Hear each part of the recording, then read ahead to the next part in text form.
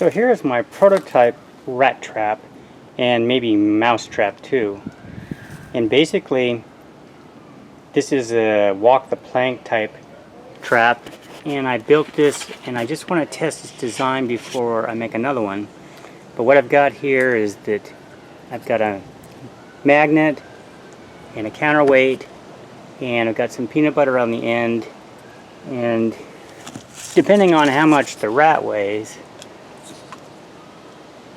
it won't trip until you get further, and then they're going to go in here.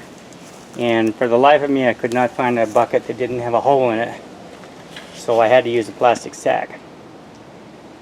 So I've got a ramp, and I've put a little bit of peanut butter trail along the way, and based on the problem I'm having, they're going to find this within a night or two.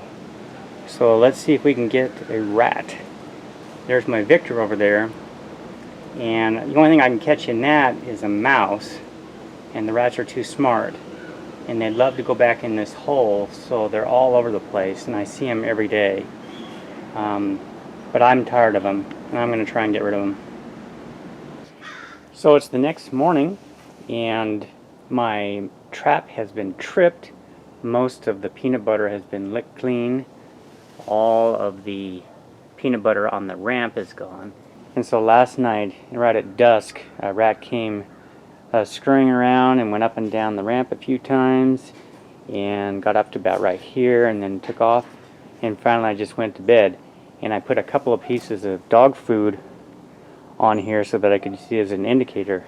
And sure enough, the dog food was gone, and I got my first rat. And boy, he's a big one. You can see that.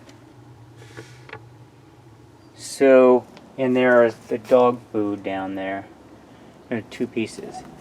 So that rat was really hard to get, but he's still doing a lot of damage, and you can see this is my compost pile.